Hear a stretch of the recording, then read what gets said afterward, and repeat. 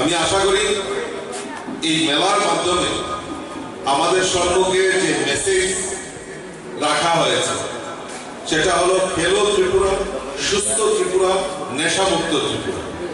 এই স্লোগানকে সামনে রেখে আমাদের এই জেলা ভিত্তিক আজকের এই মেলার সার্থকতা আমাদের কাছে রাখার জন্য এই মেসেজ, এই বার্তা সমাজের কাছে, আগামী প্রজন্মের কাছে পৌঁছে দেওয়ার জন্য এই বার্তা রাখা হয়েছে।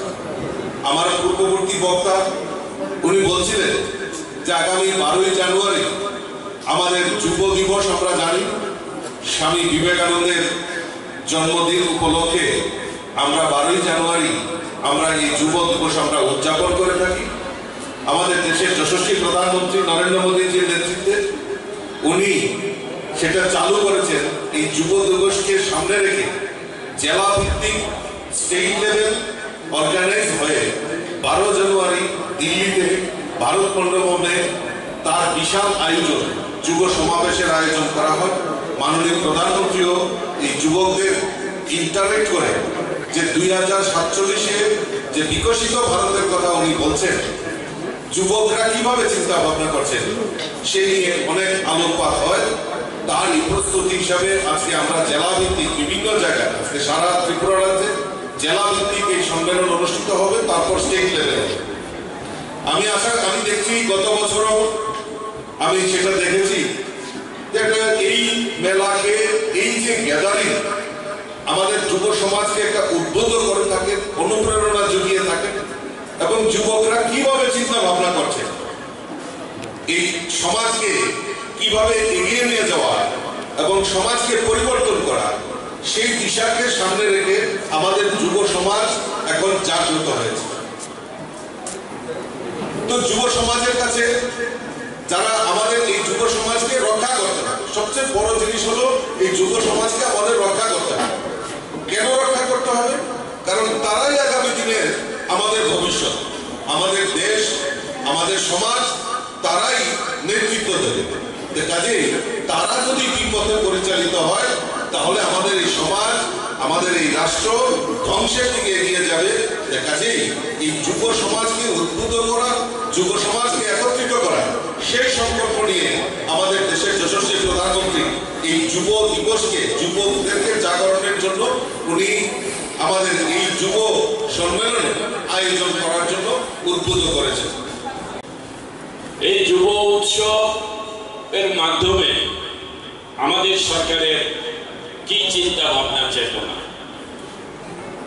আমার পূর্ববক্তা মাননীয় রাজ্যসভার সদস্য রাজীব ভট্টাচার্য উনি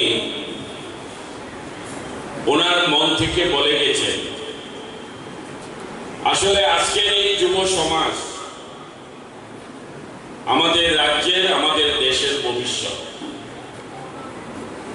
কারণ আজকে যারা যুব সমাজ আছে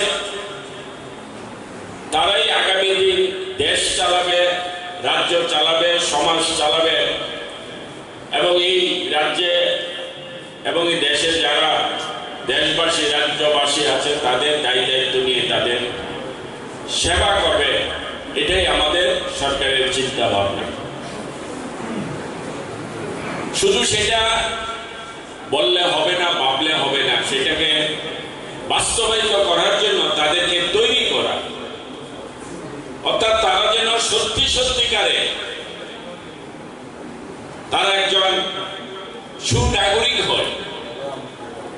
তারা যেন সত্যিকারে ভাবে একজন দেশের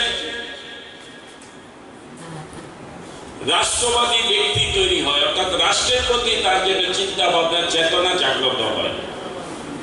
আর সেটাকে করতে হলে শারীরিক, মানসিক, আর্থিক সর্বদিকে আমাদের যুব সমাজকে তৈরি করে ধীরে ধীরে সামনে এগিয়ে নিতে হবে। আর সেই জন্যই আমাদের এই বর্তমান সরকার এবং আমাদের কেন্দ্রীয় সরকার এই চিন্তা ভাবনা নিয়েছে যে আমরা প্রতি জেলা থেকে রাজ্য থেকে সারা দেশব্যাপী আমরা আমাদের এই যুবকদেরকে, যুবতীদেরকে তাদেরকে তন মন ধন দিয়ে